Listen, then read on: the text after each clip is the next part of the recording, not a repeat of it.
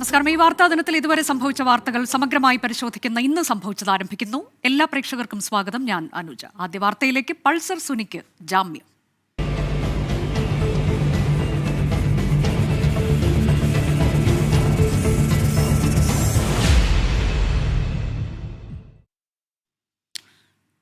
കൊച്ചിയിൽ നടിയെ ആക്രമിച്ച കേസിൽ ഒന്നാം പ്രതി പൾസർ സുനിക്ക് ജാമ്യം അനുവദിച്ച് സുപ്രീം കോടതി.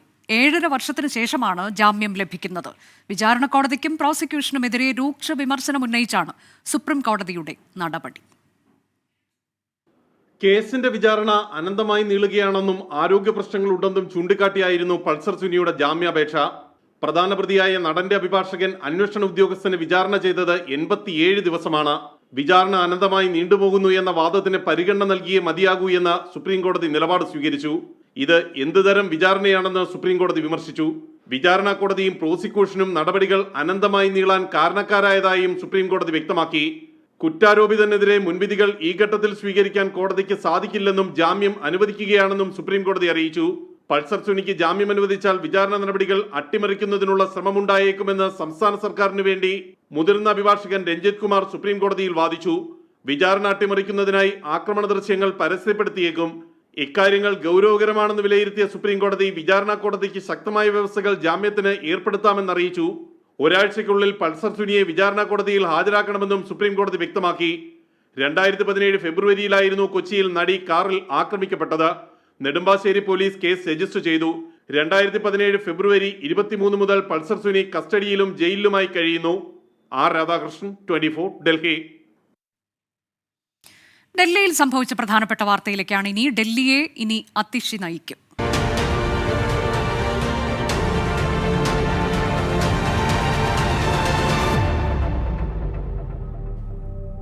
അരവിന്ദ് കെജ്രിവാളിന്റെ പിൻഗാമിയായി ഡൽഹി സർക്കാരിനെ ഇനി അതിഷി നയിക്കും. ആം ആദ്മി പാർട്ടി നിയമസഭാ കക്ഷി യോഗമാണ് അതിഷിയെ മുഖ്യമന്ത്രിയായി തെരഞ്ഞെടുത്തത്. ഡൽഹി ലഫ്റ്റനന്റ് ഗവർണർ VK സക്സേനയെ കണ്ട് അരവിന്ദ് കെജ്രിവാൾ രാജിക്കത്ത് നൽകി. അരവിന്ദ് കെജ്രിവാളിന്റെ മാർഗനിർദ്ദേശം അനുസരിച്ച് മുന്നോട്ടു പോകുമെന്ന് അതിഷി പറഞ്ഞു. ഡൽഹിയിലെ 3ാമത്തെ വനിതാ മുഖ്യമന്ത്രിയാണ് അതിഷി. ഒട്ടും അപ്രതീക്ഷിതമല്ല അതിഷിയുടെ സ്ഥാനലബ്ധി. അരവിന്ദ് കെജ്രിവാൾ രാജി പ്രഖ്യാപിച്ചതിനു ശേഷമുള്ള ചർച്ചകളിലെല്ലാം മുഖ്യമന്ത്രി സ്ഥാനത്തേക്ക് പറഞ്ഞുകേട്ടതിൽ ആദ്യത്തെ പേര് മന്ത്രിസഭാംഗമായ അതിഷിയുടേതായിരുന്നു. ആം ആദ്മി പാർട്ടിയുടെ നിയമസഭാ കക്ഷി യോഗത്തിൽ പേര് നിർദ്ദേശിച്ചത് അരവിന്ദ് കെജ്രിവാൾ. തീരുമാനം ഏകകണ്ഠമായെന്ന് AAP നേതാവും മന്ത്രിയുമായ ഗോപാൽ റായ്.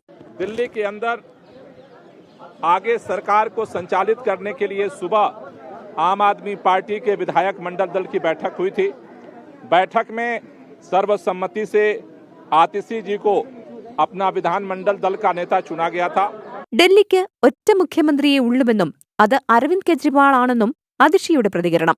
मैं आज ये जरूर कहना चाहती हूँ आम आदमी पार्टी के सभी विधायकों की तरफ से, दिल्ली की 2 करोड़ जनता की तरफ से, कि दिल्ली का एक ही मुख्यमंत्री है और उस मुख्यमंत्री का नाम अरविंद केजरीवाल है.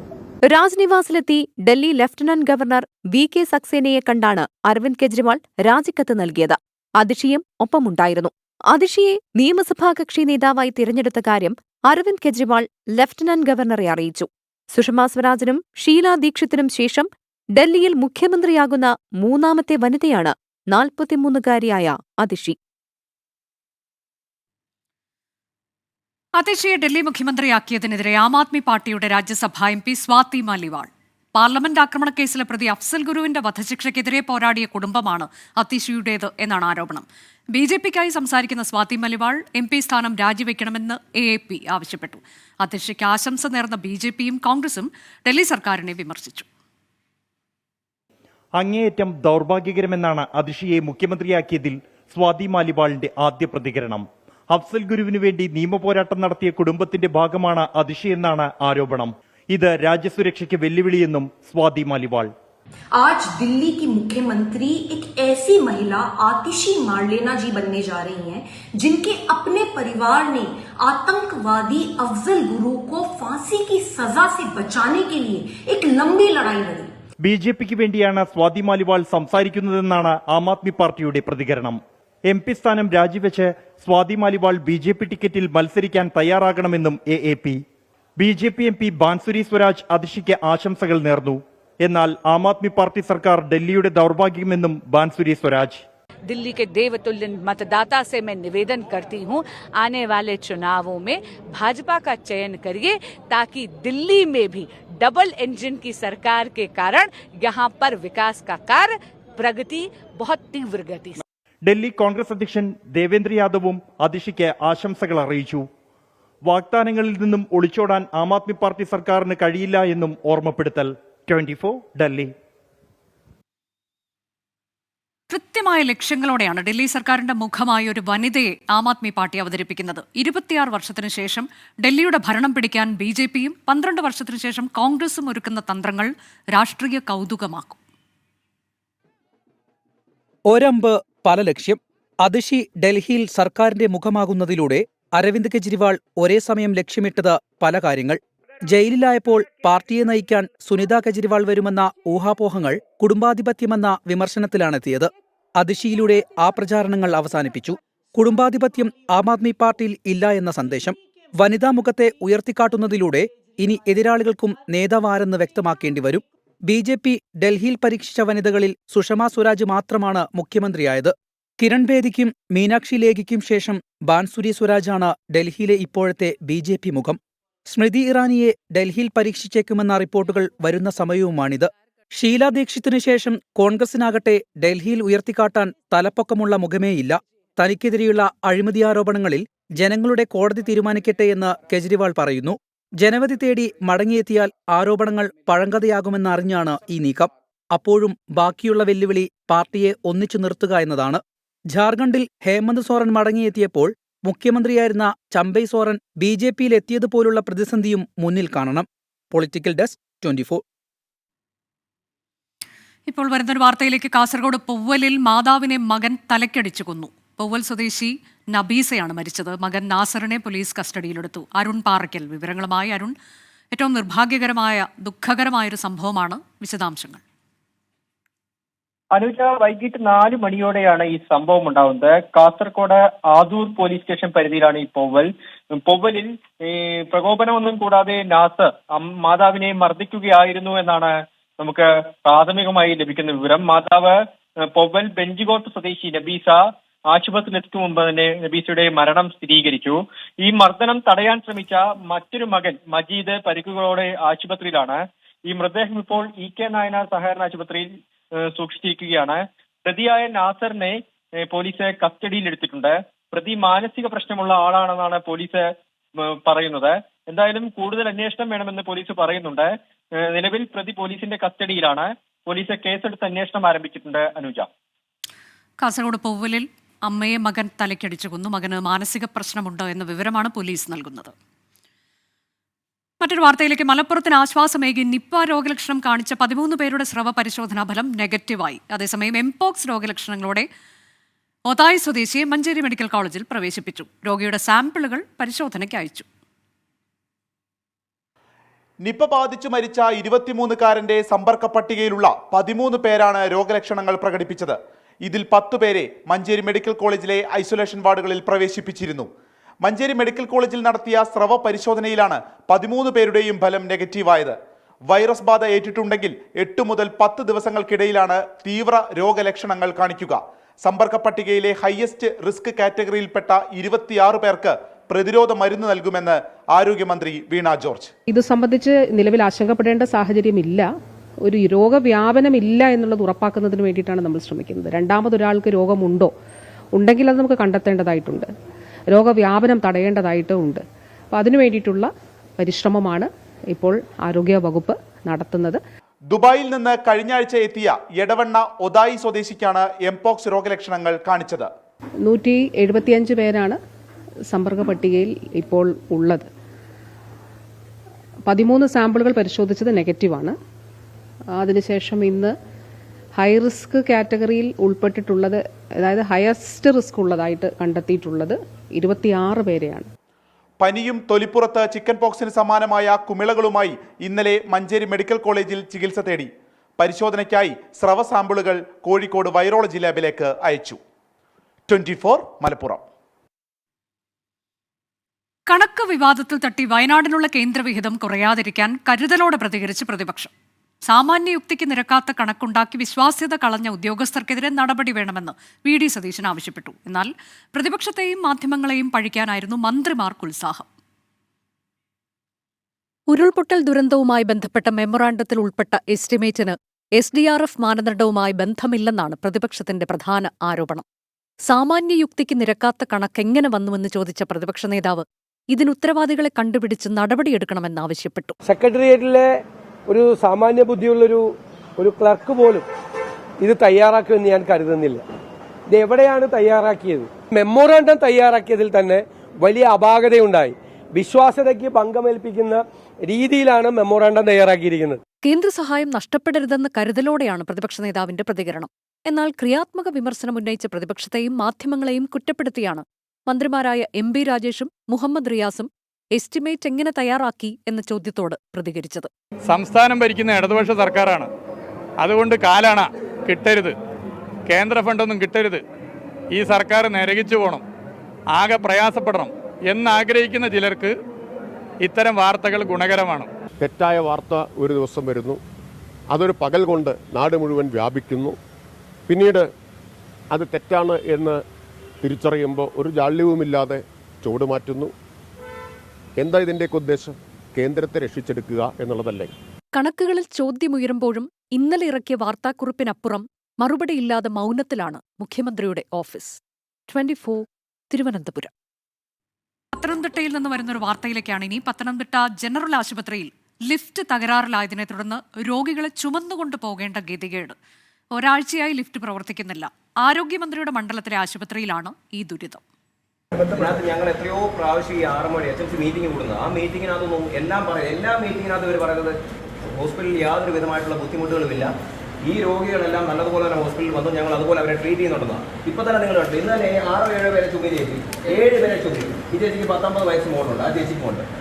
ഈ ചേട്ടന്മാരടക്കം ഈ പടി ഇറങ്ങി 3ാമത്തെ നിലയിൽ ചുമക്കൊണ്ട് വന്നത്. ഇതൊന്നും ശരിയായ നടപടിയല്ല. ഇതിനകത്തൊന്നും യാതൊരു വിധമായിട്ടുള്ള ഒരു കോംപ്രമൈസ് ഇല്ല. ഞങ്ങൾ എടുത്തുകൊണ്ട് വന്നാൽ, അല്ലെങ്കിൽ ഈ രോഗികൾ എടുത്തുകൊണ്ട് വന്നു കഴിഞ്ഞാൽ എന്തെല്ലാം ബുദ്ധിമുട്ടുകളുണ്ടാവും. AV ജയശങ്കർ വിവരങ്ങളുമായി. ജയശങ്കർ, ഒരാഴ്ചയായി ബുദ്ധിമുട്ട് അവിടെ ആശുപത്രി അധികൃതർ, അതായത് അവിടുത്തെ ജീവനക്കാർ, ഒപ്പം തന്നെ രോഗികളും അനുഭവിക്കുന്നുണ്ട് എന്നതാണ്. ഇതിൽ ആശുപത്രി അധികൃതരുടെ വിശദീകരണം എന്താണ്? അവർ ഈ കാര്യത്തിൽ പറയുന്ന മറുപടി എന്താണ്? നമ്മൾ അവരുമായി ബന്ധപ്പെട്ടോ? അതായത് പത്തനംതിട്ട താലൂക്ക് ആശുപത്രിയിൽ കഴിഞ്ഞ ഒരാഴ്ചയോളമായി ലിഫ്റ്റും ഇതും പ്രവർത്തിക്കുന്നില്ല. ഈ സർജറി ഉൾപ്പെടെ ചെയ്യുന്ന രോഗികളെ ജീവനക്കാർ ചുമന്നുകൊണ്ടാണ് താഴേക്ക് എത്തിക്കുന്നത്. 3 നിലകളോളമുള്ള ഒരു വലിയ ആശുപത്രിയാണ് പത്തനംതിട്ട താലൂക്ക് ആശുപത്രി. ഇവിടെയാണ് ഇത്തരത്തിലൊരു ദുരിതക്കാഴ്ച ഉണ്ടാകുന്നത്. ഇന്ന് ഈ വിഷയവുമായി ബന്ധപ്പെട്ട് യൂത്ത് കോൺഗ്രസ് ഉൾപ്പെടെ ആശുപത്രിയിലെത്തി വലിയ തോതിലുള്ള പ്രതിഷേധങ്ങൾ രേഖപ്പെടുത്തി. എന്തായാലും ആശുപത്രി അധികൃതർ ഈ വിഷയവുമായി ബന്ധപ്പെട്ട് ഇതുവരെ പ്രതികരിക്കാൻ തയ്യാറായിട്ടില്ല. പക്ഷേ ജീവനക്കാർ അടക്കം വലിയ തോതിലുള്ള വിയോജിപ്പ്, ഈ വിഷയത്തിൽ ബുദ്ധിമുട്ടുകൾ അവർ പറയുന്നുണ്ട്. ക്യാമറയ്ക്ക് മുമ്പിൽ അവർ വരാൻ തയ്യാറാകുന്നില്ലെങ്കിലും അവർ വലിയ ബുദ്ധിമുട്ടുണ്ടാകുന്നു. പല രോഗികളെയും അവർ ഇത്രയും 3 നിലയും മറ്റും എടുത്തുകൊണ്ടുപോയി താഴേക്ക് എത്തിക്കേണ്ട ഒരു സാഹചര്യത്തിലാണ്. ദയനീയ കാഴ്ചയാണ് ആശുപത്രിയിൽ നിന്ന് വരുന്നത്. ഈ ആശുപത്രിക്ക് വലിയൊരു പ്രത്യേകതയുണ്ട്. നമ്പർ 1 ആരോഗ്യ മാതൃക എന്ന് പറയുന്ന ആരോഗ്യമന്ത്രിയുടെ മണ്ഡലത്തിലെ താലൂക്ക് ആശുപത്രിയിലാണ് ഈ ദുരിത കാഴ്ച. മന്ത്രി ഈ വിഷയവുമായി ബന്ധപ്പെട്ട് ഇനി എന്തു പറയും? മന്ത്രി പ്രശ്നത്തിന് പരിഹാരം ഉണ്ടാക്കുമോ എന്നാണ് നമുക്ക് അറിയേണ്ടത്. എന്തായാലും യൂത്ത് കോൺഗ്രസ് ഉൾപ്പെടെ ഈ വിഷയത്തിൽ പ്രതിഷേധിക്കാൻ തന്നെയാണ് തീരുമാനിച്ചിരിക്കുന്നത് എന്നാണ് അറിയാൻ കഴിയുന്നത്. താലൂക്ക് ആശുപത്രിയിൽ നിന്നാണ് ഈ ദുരിത കാഴ്ച പുറത്തു വന്നത്. മണിപ്പൂർ കലാപവുമായി ബന്ധപ്പെട്ട മാധ്യമപ്രവർത്തകരുടെ ചോദ്യത്തിൽ പ്രകോപിതനായി കേന്ദ്ര ആഭ്യന്തരമന്ത്രി അമിത് ഷാ. ചോദിക്കാം, എന്നാൽ തർക്കിക്കേണ്ട എന്നായിരുന്നു ബീരൻ സിംഗ് മുഖ്യമന്ത്രിയായി തുടരുന്നതിനെക്കുറിച്ചുള്ള മറുപടി. പ്രധാനമന്ത്രി മണിപ്പൂർ സന്ദർശിക്കുമോ എന്ന ചോദ്യത്തിന് തീരുമാനിച്ചാൽ നിങ്ങൾ അറിയും എന്നായിരുന്നു അമിത് ഷായുടെ മറുപടി. 3ാം മോദി സർക്കാരിന്റെ 100 ദിവസത്തെക്കുറിച്ച് വിശദീകരിക്കുമ്പോഴായിരുന്നു മണിപ്പൂരും വിഷയമായത്. കലാപം തുടരുന്ന സംസ്ഥാനത്ത് ബീരൻ സിംഗ് ഇനിയും മുഖ്യമന്ത്രിയായി തുടരുന്നത് എന്തുകൊണ്ടെന്ന് അമിത്ഷായോട് ചോദ്യമുയർത്തിയ മാധ്യമപ്രവർത്തകനോട് ചോദിക്കാം, എന്നാൽ തർക്കിക്കേണ്ട എന്നായിരുന്നു കേന്ദ്ര ആഭ്യന്തരമന്ത്രിയുടെ മറുപടി. सर चीफ मिनिस्टर अभी भी कंटिन्यू कर रहे हैं, इतना वायलेंस के बाद भी कुछ प्लान है करने का मणिपुर का चीफ मिनिस्टर? സംഘർഷം അവസാനിക്കാത്ത മണിപ്പൂരിൽ പ്രധാനമന്ത്രി സന്ദർശനം നടത്തുമോ എന്ന് മറ്റൊരു ചോദ്യം. തീരുമാനിച്ചാൽ നിങ്ങൾ അറിയുമെന്ന ഒറ്റവരിയിൽ അമിത്ഷായുടെ മറുപടി. മോദിജി मणिपुर विजिट करेंगे और सेकंड चीफ मिनिस्टर अभी भी कंटिन्यू कर रहे हैं. മണിപ്പൂരിൽ സമാധാനത്തിനായി ഇരുവിഭാഗങ്ങളുമായി ചർച്ച തുടരുകയാണെന്ന് കേന്ദ്ര ആഭ്യന്തരമന്ത്രി വ്യക്തമാക്കി. വഖഫ് ബില്ലിലും ഒരു രാജ്യം ഒരു തെരഞ്ഞെടുപ്പ് നിലപാടിൽ നിന്നും പിന്നോട്ടില്ലെന്നും അമിത്ഷാ വ്യക്തമാക്കി. 24 ഡൽഹി. സുപ്രീംകോടതി ചീഫ് ജസ്റ്റിസിന്റെ വസതിയിൽ ഗണേശ പൂജയിൽ പങ്കെടുത്തതിലെ രാഷ്ട്രീയ വിമർശനത്തിൽ മറുപടിയില്ലാതെ പ്രധാനമന്ത്രി. എന്നാൽ വിമർശിച്ചവർ ഗണേശ പൂജയ്ക്കെതിരാണ് എന്നായിരുന്നു വിവാദം സൂചിപ്പിച്ച് പ്രധാനമന്ത്രിയുടെ പ്രതികരണം.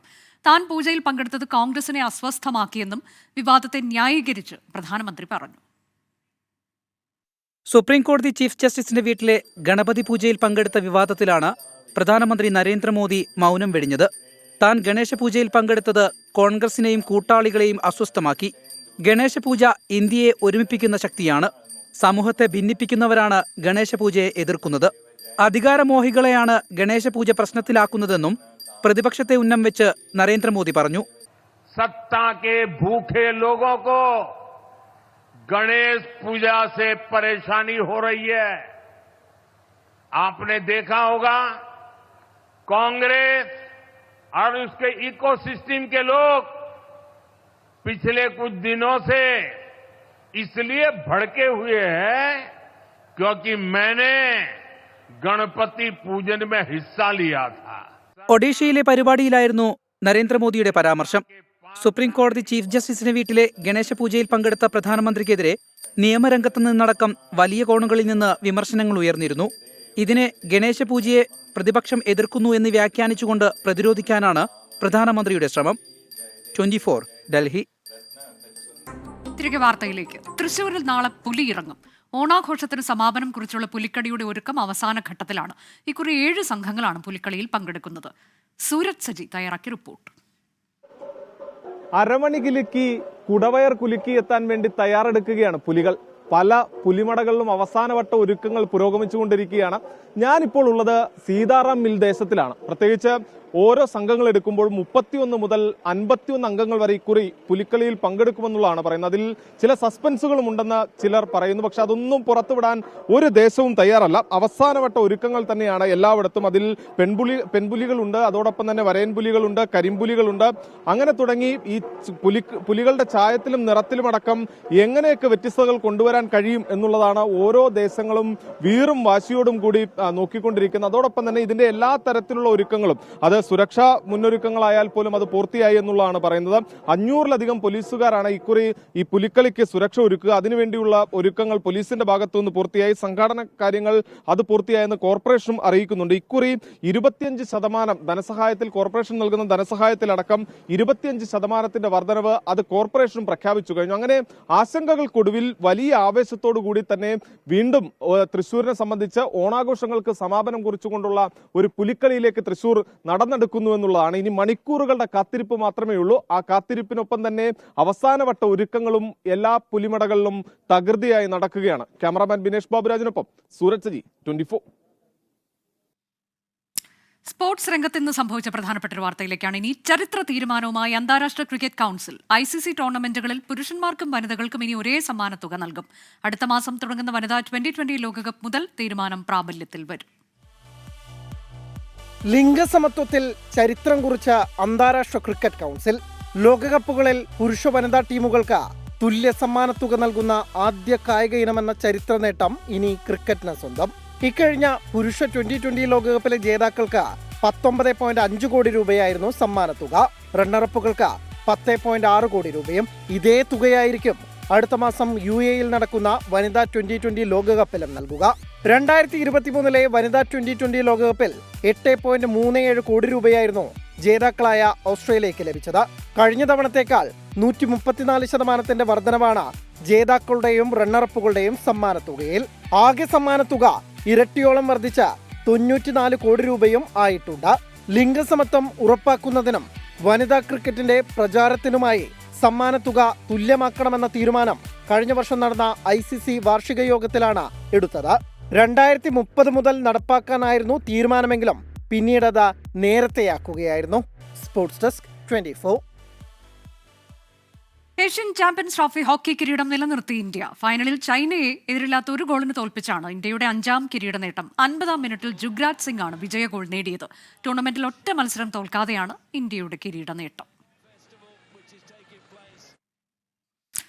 ഓണക്കാലമാണ്. വാഹന വിപണിയിലും നല്ല ഉണർവാണ് അനുഭവപ്പെടുന്നത്. യുവാക്കളെ ലക്ഷ്യമിട്ട് സ്പോർട്ടി ഫീച്ചേഴ്സ് ഉൾപ്പെടുത്തി പുതിയ ഡിയോ 125 പുറത്തിറക്കിയിരിക്കുകയാണ് ഹോണ്ട. വാഹനത്തിന് മികച്ച സ്വീകാര്യതയാണ് ലഭിച്ചിരിക്കുന്നതെന്നാണ് report. Do you want to have fun? കുറച്ച് ഫണ്ണായാലോ? നല്ല പവറുള്ള ഫണ്ണായാൽ പിന്നെ ലൈഫ് ടൺ ടണാറ്റൺ. നിങ്ങളുടെ ഓരോ യാത്രയ്ക്കും കൂടുതൽ പവറും കൂടുതൽ ഫണ്ടും പ്രദാനം ചെയ്യുന്ന സ്പോർട്ടി സ്റ്റൈലിഷ് മോട്ടോർ സ്കൂട്ടറാണ് ഡിയോ 125.